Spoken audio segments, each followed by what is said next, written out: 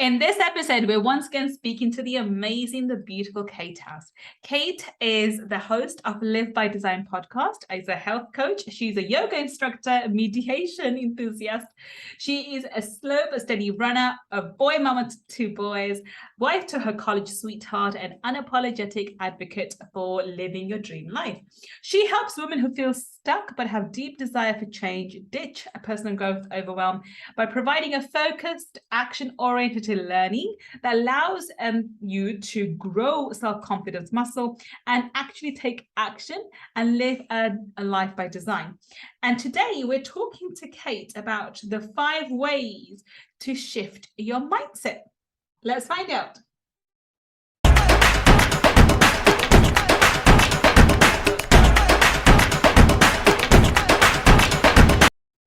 Welcome. This is Gull, your money mindset expert. And once again, we have the amazing, we have the charming, we have the beautiful Kate House. Welcome, Kate.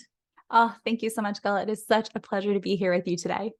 Thank you so much for coming again, Kate. We had such a fabulous conversation on Friday, feature that we had to have you back on Money Talkies. Okay, so Kate, everyone's heard once again how amazing you are, but please, in your own words, tell everybody what it is that you do. Oh, thank you so much for such a warm welcome. Again, I'm so thrilled to be here. Yes. So by day, you can find me in my very small town of Gettysburg, Pennsylvania, chasing after my 2 little boys as a full-time stay-at-home mom. My dog Millie might be running behind us, but that's what we do during the day. And by night, I am the host of the Live by Design podcast, an educator, and somebody who just wants to give you permission to live by design and not by default. Wonderful. And I think this really leads on from our conversation we had on Friday. And today we are talking about the 5 ways to shift your mindset. So let's get straight into this. So first of all, let's ask this. Why do we need to have, obviously, I think the audience over here would actually be familiar with it, but I want to hear in your words. Why do you think shifting our mindset is so important? Oh my goodness. Well, I love this question because when I think about a mindset, I think about it like a pair of glasses that you put on. So it's the lens through which you're viewing the world. It's the way you're experiencing people. It's the way you're having just experiences, and it's optional. So I think back to when I was a kid. I got LASIK when I was in my mid-20s, so I can actually see now. But from the time I was in like preschool through my mid-20s, I couldn't see anything. So life, it was terrible. I had awful vision. It got worse and worse as I got older. And so I remember as a kid sitting in my eye doctor's office, and they put this thing in front of your face and they like show you these different lenses, and they're like, is this one better or is this one better? They're all slightly different. And that's how they help figure out like what your prescription is for your next set of glasses, right?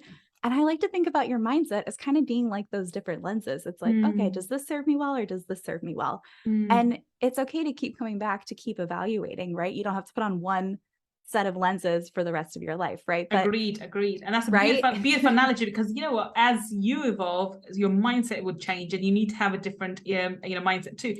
Perfect analogy. I never thought of it this way, but yeah, it does work, because the glasses don't stay the same. They have the prescription changes, and it's supposed to. Same way for this as well. I love it. I love the analogy. Exactly. I'm sorry. Well, and the cool thing about mindset is that it can change over time, and it exists on a continuum, right? So a lot of times, we hear this buzzword like growth mindset, right? And growth mindset exists on this continuum with a fixed mindset. And so it shifts, it ebbs and flows over time. And like you just said, that's totally expected. That's, in fact, like, I think it's a good thing. It's a good thing.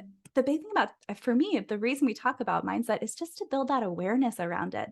So we can notice like, oh, I think this is a fixed mindset thought. I think this is a self-limiting belief. I'm going to acknowledge it. I'm going to get curious about it. And then maybe you let it go and you start to shift back towards that growth mindset on that continuum. Yeah. And I love that you said that, because I think this is important to understand. Just because we have a growth mindset on one aspect of our life doesn't mean we have that across the spectrum. So a lot of the times, how you do one thing is how you do everything, but not necessarily true. And I know this from personal experience. When it comes to my business, when it comes to my kids and everything else, I have a growth mindset. I'm constantly learning, constantly evolving. But there are aspects to my life which is work in progress, where I have limiting beliefs and I don't believe I can change. I don't believe I can do, which I don't, they sometimes go in your blind spot. You don't realize you have this. It's when you take a step back and you're like, oh, that's a limiting belief. That's my paradigm around that area of my life that I need to change. So you do need to evolve and, have a, very honest idea and or awareness of different aspects of your life, and see where is my mindset around different areas, especially when it comes to your personal life, your health, your career, your money, and so forth. Now, bringing that back in, so what are the 5 ways to change our mindset? Yeah. So there are 5 ways that I think are like the very best way that you're like, okay, growth mindset sounds awesome. I want to be okay with showing up and just taking action, even if it's a little messy, and not seeing roadblocks, but just seeing like a little road bump. Like when something doesn't go as you expect, that's okay. We get back up and we try again. That's to me what a growth mindset is.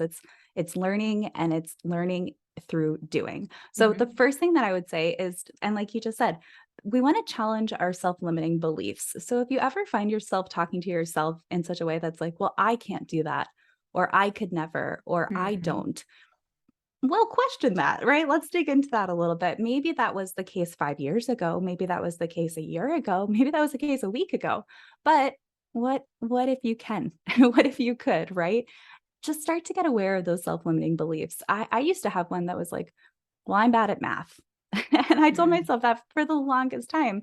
And now I own my own business. And I'm like, okay, I have to get over this, like, I'm bad at math thing, because like I'm in charge. And so anytime I would just find myself telling myself that, I would just pause and be like, okay, let's introduce awareness around this, and be like, oh, okay, this is something that I used to hold true for myself. And through, choosing this growth mindset, I'm going to get curious about it, and I'm just going to let myself learn. I'm going to take a course on QuickBooks, or I'm going to work with a business coach, whatever the case might be. And when you do that over and over and over again, because of the way our brain works with neuroplasticity, is we have this ability to learn and to grow for the entirety of our lives, right? And so I just give myself permission to be like, okay, let's learn more about this. And every time I take action dispelling that self-limiting belief, I reaffirm this new identity, right? I start to shift into somebody that's like, I am good at math. I could handle this. If I can't, I know how to get help, or I know where to go to learn more, right? So that's the first thing, is like, start to challenge these self-limiting beliefs and just get curious about it without judging yourself. We can be so hard on ourselves, but just notice when it comes up and be like, this is interesting. What is it telling me? How can I move more towards growth? Oh, that's beautiful, beautiful. So that's the first way. What's the second way? The second way is to face your fears. Now, I don't necessarily mean like I don't really love sharks. So I'm not saying like I need to go jump into like a shark cage and go swim with sharks, right? But I want you to think about the things that you have this desire to do, but it scares you a little bit, right? Like if your comfort zone is this bubble just around like outside of you, it's of just manageable difficulty. It's just outside your comfort zone. So maybe it makes your hands a little sweaty when you think about it. Maybe it makes your heart race. Maybe you don't really want to tell anybody because you feel a little self-conscious about it.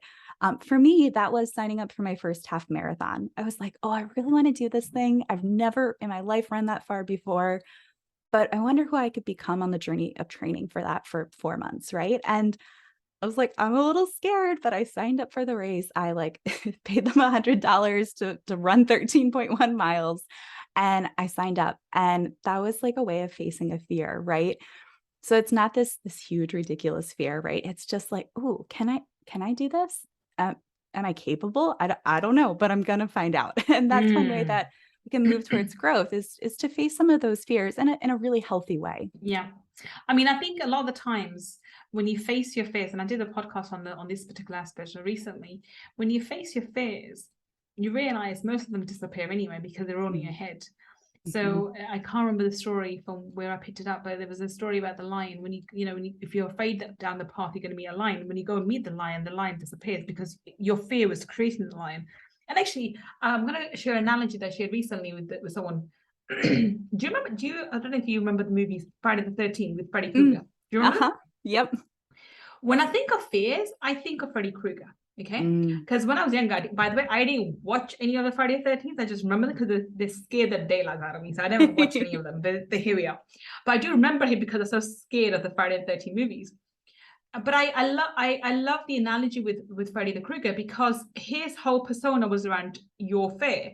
The more you're afraid of him, the more he was able to harm you. And as soon as you were able to look him in the face and say, look, I'm not afraid of you anymore, he had to disappear because you took all his power away. That's exactly what you do with your fears. So not to jump in the Shark Tank with sharks, by the way, but I mean, I'm going to give you an example that we just came back from Maldives, and in Maldives, the white tips and the black tips sharks, they swim around. They're around you all the time. So when you're around these sharks, which are not going to harm you, they don't really care if you can swim with them. They come literally to the beach and to the shores, and because we had the villa, which is we can jump straight into the sea, they're literally around us. In the scene, sometimes they're swimming past you. Your fear disappears because they're around you. Right. Obviously, you don't go near, a large one which you know is going to go and bite you. That's just something like Jaws, the kind of image we have of sharks. But generally, the average shark doesn't eat humans. They're facing your fears. So it makes sense that when you face your fears, they disappear, and you take the power away. And sometimes, you may fall, whatever, you may have to learn a different skill or whatever have you, but a lot of the times the fear of it is a lot worse than the actual event. And it's funny, you just said that. You said a sign up for half a marathon. I'm like, oh bloody hell, that must be difficult, and I mean, I do 10,000 steps every single day, but running that much mileage, I'm thinking, that scares me. So now guess what I'm going to do? I'm going to find some time and sign up for it at some point and start training for it. Even if it means going to an exchange, I have to do it now, because I become aware that, oh my God, I could never do that. Why can't I do that? Okay, so then there's something I have to do just for the sake of it, right? This is how you get rid of it. And once you start training your mind to start recognizing these fears and facing them, some of them are disproportionate anyway. Some may have some validity in it. Like you don't go into the middle of the Indian Ocean and jump into the river looking for sharks which are going to eat you. Whereas you can have sharks which come to the shore in a resort, and they're happy, you can play with them. It's having that common sense basically in place as well. But yeah, I think this is very important aspect to training yourself. When you start facing your fears, start facing your Freddy Kruegers, you take the power away and they disappear, and you stop having those nightmares. Absolutely. Very, very, very powerful, very powerful. Okay, so that's number 2. What's number 3? So number 3 is shifting your perspective. So sometimes if you see something in your path and with a fixed mindset, you're like, well, this is insurmountable. I'm just not even going to try, right? But with a growth mindset, you see something and you're like, okay, I'm working towards this goal. It seems like, let's use a half marathon. Like, okay, this seems really scary. I've never done this before. I don't even know if I'm capable of doing it. But like, what if you could shift your perspective, and instead of saying this feels insurmountable, you say, okay, let's get a new perspective. Let's talk to people who've done it before. Let's talk to coaches. Let's join a running group for community and support. Let's break this down into smaller pieces, right? Because if we're standing at the bottom of a mountain and we see the peak and we're like, holy moly, that is so far away, I'm never going to get there, that feels really disheartening. Yeah. But what if there's like 8 stops along the way, and you break it up into these smaller goals, right? If it's a run, maybe it's like, okay, the first time you run for an hour straight and you're like, dang, I think I just did like 5 or 6 miles. That was awesome. That feels really empowering. That's maybe like, the 3rd step to the top of this mountain that you're working up. And so it's all just about finding that perspective, giving yourself permission to really look at things in different ways. Another way you could think about it is like, what if this isn't happening to you, but it's happening for you? Like, that's powerful. That's what I say all the time. Everything, doesn't matter what, is always happening for you, not to you. Yes, exactly. And it gives you agency back again. Instead of it being like life is happening to me and I'm like holding on to the bumper of the life of car and I'm getting beat up, it puts you back in the driver's seat, right? It's like, okay, how's this happening for me, right? So take back that agency and start to shift your perspective is the 3rd thing that I would do. Oh, that's awesome. I think this is so important. I want to highlight a bit more about it. Recognizing that life is not going to be a straight upward hill. It never is for anyone. Pick any entrepreneur or anyone who's had any success in any field whatsoever, from Michael Jordan to the Williams sisters to Tiger Woods. Anyone, doesn't matter, sports or in life, or Elon Musk for that matter, or anyone. Success is never a straight uphill. It never is. It's up and down, curly whirlies, they're back down, and you're like, oh, bloody hell, how did I get here? Oh, I'm back to being wonderful again. No, I've lost it. No, I'm doing well.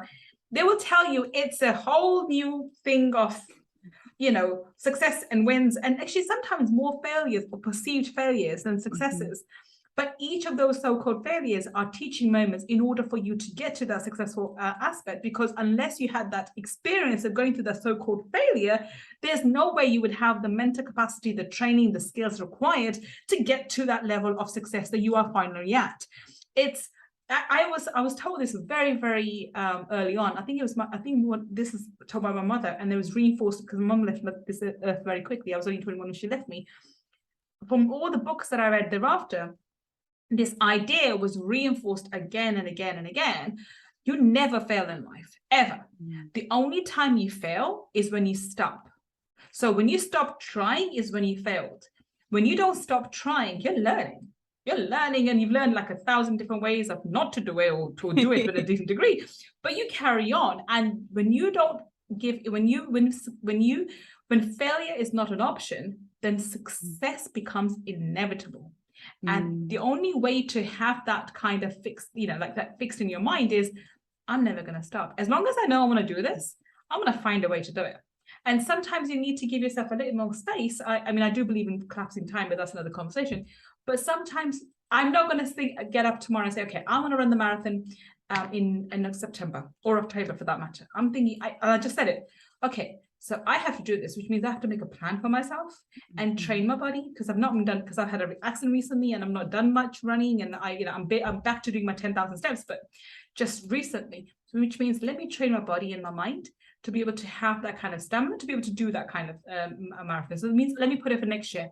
Let me break it down backwards.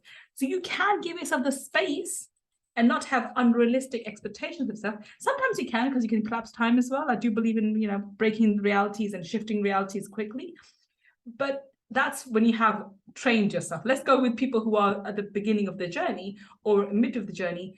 Don't overstrain yourself. Understand that it hasn't worked. It hasn't worked. Learn, move on, and never give up. You only fail when you stop trying. Okay. All right, so what's the next mindset? What's the next way to shift our mindset?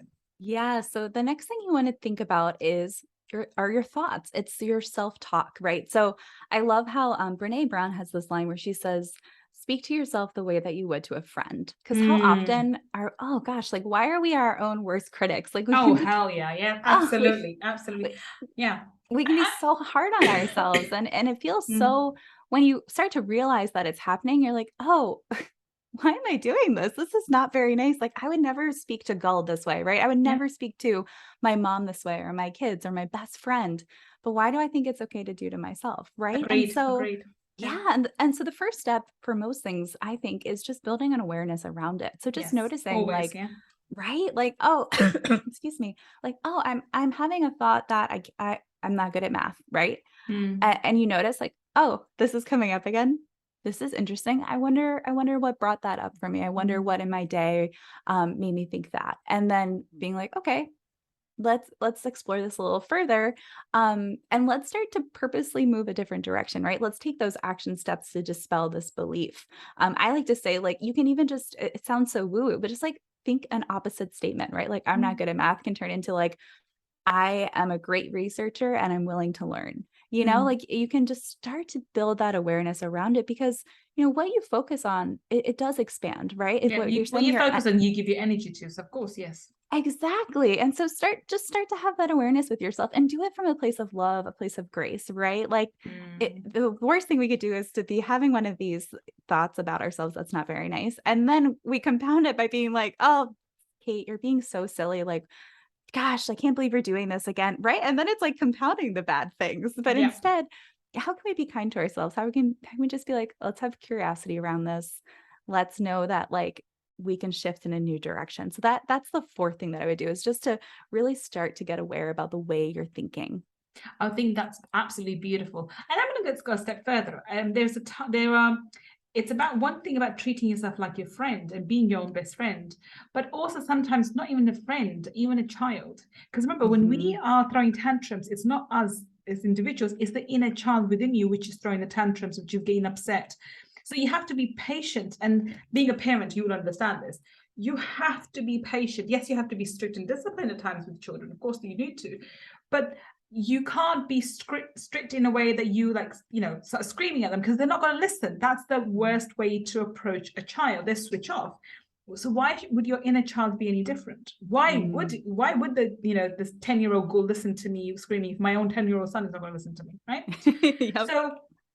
So I always say, treat yourself the way you would at times, especially when you're upset and you're feeling vulnerable, whatever. You treat yourself the same way you would treat a child or a pet or a loved one. And even my body, at times I'm like, okay, what do you want to eat? Okay. Do you want to have this? No, I don't. Do you want to have this? And I talk to myself, my body, when I'm, especially not all the time, but when I'm feeling vulnerable, when I'm like, I don't want to eat this, I don't want to eat that, and I'm feeling yucky and horrible feelings about myself. I'm no, you're beautiful, you're amazing. Okay, what do you want? What do you want to eat? Let me tell you. Okay, do you want this? Do you want this? No, I don't. Do you want this? No, I don't. And I remember having at times I have these conversations, and if someone's listening, they think, oh my God, she's nuts now, she's gone off bonkers again. I'm literally talking to my body as if it's a child to say, okay, what do you feel like eating? Let's put all the taboos onto one side. What do you want to eat?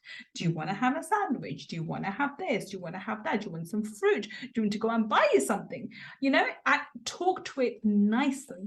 And then there are other times when you just have to be disciplined. Like my kids, I don't want to go to school. I don't want to go to school. I don't want to go to school. And the retreat I just told you on, we had to have a 6 a.m. start. So luckily for me, it was in London, so I stayed at home. But it didn't mean most days I had to wake up at 4:30 to leave home by 5:15. The first few days were okay, but then my body's like, oh, I really don't want to go. And do I have to? Let me sleep 3 more hours. And I literally said, okay, I heard you. Let's move. Yes. I'm ignoring the cop. Let's move. Let's move. I don't want to go. Let's go. Let's go. I mean, the way I would a child, like I was like, okay, I acknowledge what you said. Let's move. You've got school to go to, right? And I did that to myself. And I remember on the last 2 days, I had to wake, one of the days we had to be there for 4 a.m., which meant I had to wake up at 2:30 and leave the house by 3:15. That day, my body was like, I'm not going. I am not going. Don't make me go. I'm telling you, I'm not going. Okay, fair enough. Let's find out. So I woke up in the morning and my body's like, I'm not waking up. You think I'm getting up? I'm not getting up. And I'm like, out. Without, it was literally I having this conversation in my head, and I did things automatically without listening to it. I'm like, okay, I'm listening to you. Yeah, in the shower. Next thing I know, I'm in front of the driving seat and my body's like, shoot. I guess I'm doing this. I guess I'm doing this. I guess I'm going to be here. And the next day it was a 5 a.m. start. So the same thing. That conversation was really more funny. Like, you took me yesterday. I'm not going today. I'm like, okay, same thing. So you have to be kind to yourself. I'm not saying, don't lose all your discipline. Now, I could have said to myself, what the hell? I've done all this. I'm expecting you to do. No, love yourself. I'm not going to scream at my child in the morning, say, you're going to go to school, but I'm going to make them go to school. And I'm going to try and put them to bed early and whatever else. I'll take care of them. But you have to love yourself from the true unconditional self. And at times, when you're vulnerable, when you're overtired, especially like I was towards the end, I was really tired. I knew why I was irritable. I didn't want to talk to anyone. I was in my little corner, like, I need some space. And you're going through all these emotions. Be even more patient with yourself. Don't have this thing, switch the phone. I kept the phone off. I didn't have it on at all. I didn't care what was happening. I don't care who was calling. I didn't do anything. My kids weren't studying. I didn't care. I gave myself that space and my body that space to just, okay, I knew I was going to start throwing tantrums, and I just dealt with it in the most kind, compassionate way and gave her the body, the food that it needed. Like, I made sure that my vitamins were taken, and I had, before leaving, I had my detox water and everything else. And over there, I don't normally have breakfast, but because I know I was tired, I gave it breakfast, I did whatever, gave the teas and water and fruit. So I was taking care of my body the best way I could, without contradicting her, without saying, oh, you're X, Y, and Z. And why I say, oh, well, I can't have these foods this early in the morning because I'm doing intermittent fasting, I'm going to put on weight. I didn't do any of that. And this is so important. We value ourselves and our bodies in a way that we would value a child, a loved one, because I am going to spend the rest of my life with me, which isn't very long, actually, probably another 30, 40 years, which is, grand scale of things. But however long I have, every single moment of that is going to be spent with me. Mm. We have to recognize that and accept how amazing we are and how lovely we are, and fall in love with ourselves. I think once we can fall in love with ourselves, we can love everyone at such a deeper level, including our children and our pets and our partners and everyone else. Yes. Oh my gosh, I couldn't agree more. Yeah, it all goes back to just like loving yourself well. And sometimes like parenting that inner child is being so kind and loving. And other times it's like, okay, I'm gonna make you get up and go to this retreat because my future self a week from now is gonna be so grateful for all the Exactly. insights, right? And so you're like, I know this sucks right now, but you're gonna be so glad you did it in 7 days. So like we're doing it. But I love your example of doing it though in a really kind way, Yeah, right? yeah, yeah. That's so You have to beautiful. be kind. You have to be disciplined. Agreed, but you have to be kind. I didn't kick myself like, oh, I don't want to get up. Why do I feel like this? What did I sign up? I never said any of those things. I let the inner child throw tantrums, but the the higher self of me just said, okay, let's go. So I remember hearing this from one of, I think I can't remember which person, which mentor it was a while ago. I think it was about 10 years ago. She said, I treat my body as a pet, like a pet. Mm. And I thought, oh, wow. Because that's how we should treat it, as a child or a pet, because it is, it does so much for us, but it's going to have tantrums. Yeah. So you need to expect it. Anyway, wonderful. So that's number 4. What's the fifth way to change your mindset?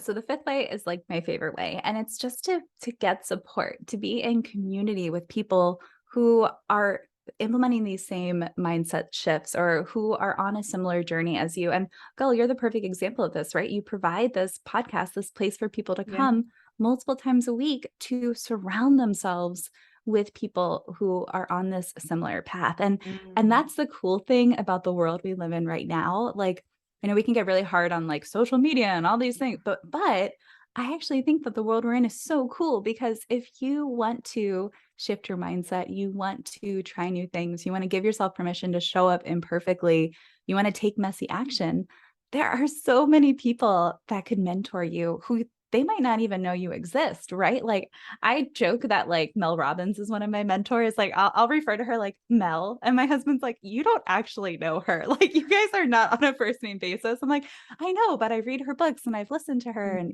like she is somebody who is like mentoring me, right? So we Yeah. live in this world where folks can tune into your show and be mentored by you, and they can hear your guests speak, and they can hear you share from the heart. And that is so encouraging, right? Because if we surround ourselves with people who are naysayers, who are just so doggedly, purposely stuck in a fixed mindset, it makes it harder for us to grow. It makes it harder for us to really bloom, right? If we constantly have people in our lives who are like, who maybe your growth challenges them, maybe it makes them have to have an uncomfortable look at themselves, and they take that frustration out on you. It's really hard to grow when you're surrounded by that. And so the people you're around matters. And that's like the people in your actual life, but that's the people, the podcasts you listen to, or the books that you read, or, what you let into your mind, or, there's like a million Facebook groups out there that are just so wonderful about very specific topics. Like, get into those, get in conversation with people, give yourself permission to be supported, right? To look for those mentors, and then to just surround yourself with it.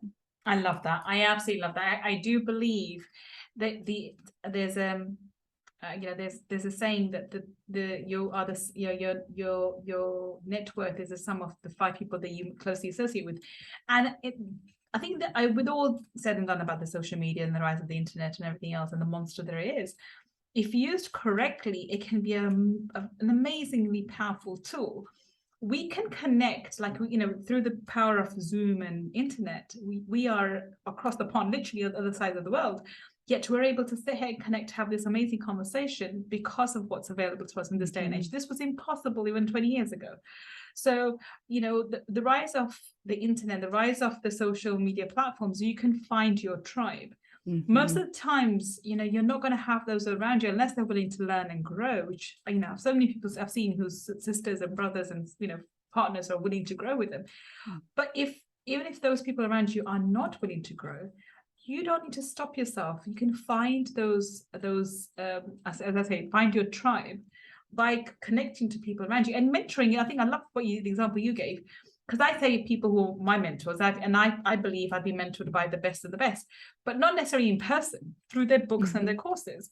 So Bob Proctor was one, may he rest in peace, one of my favorite ones. Actually, the very first one for me would be Tony Robbins. I switched off of him because various reasons. Right early on, he just doesn't resonate with me at all. I think he's amazing, but he's not, my energy doesn't resonate with him. But I'm so grateful to him because he introduced me to the world of personal development. Without him, I would never have known.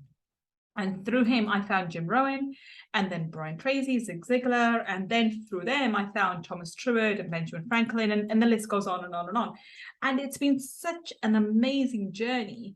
I've had obviously in-person mentors, but most of my mentors have been through, have taught me through their books, the teachings, like Benjamin Franklin and Thomas Truett through his lectures.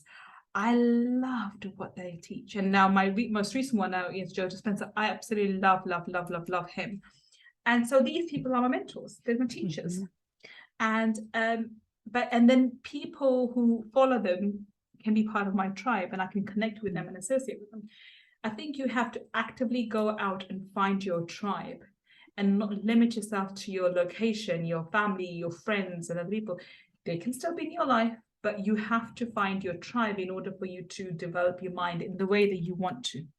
Otherwise, I think it's very limiting, and it can be very disheartening. It can be a very lonely journey.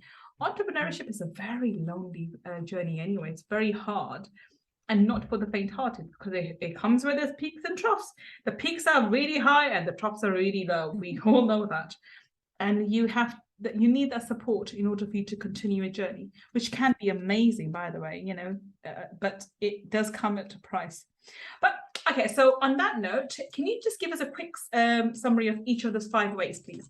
Yes, absolutely. So the top 5 ways to start shifting your mindset away from a fixed mindset and towards growth. So the first one would be to challenge your limiting beliefs, to face your fears, to shift your perspective, to change your self-talk, and to get support, to be in community with those who are on a similar path, or better yet, are maybe a couple steps ahead of you on that journey. Fabulous. And on that note, we're going to wrap this up. Kate, tell us, where can we connect with you? How can we find you on the internet? Oh, well, thank you so much, Gull. It's always such a pleasure to be here with you. So you can find me over on my website, misskatehouse.com, and that's where you can find the Live by Design podcast and all the different ways that I show up in the world. And I just encourage you to live by design and not by default. Fabulous. So if you are listening to us on the podcast, remember the links to Kate's website will be in the show notes. And if you're watching us on YouTube, then down below in the description section, we'll have her links to. Go check her out. She's one kick-ass lady and her podcast is amazing. Thank you so much, Kate, for being such an awesome guest. We had the most amazing conversation. I thoroughly enjoyed our conversation, both on Friday Feature and today. You've been awesome. Thank you so much. Thank you so much for letting me be here. It's been so wonderful. Thank you. And thank you for listening to me and Kate today on Money Talkies. I will be back on another Money Talkies segment with another amazing guest, finding out how you and I can build our mindsets so we can build a better business. Until the next time we meet, this is Gull signing off. Take care and bye for now.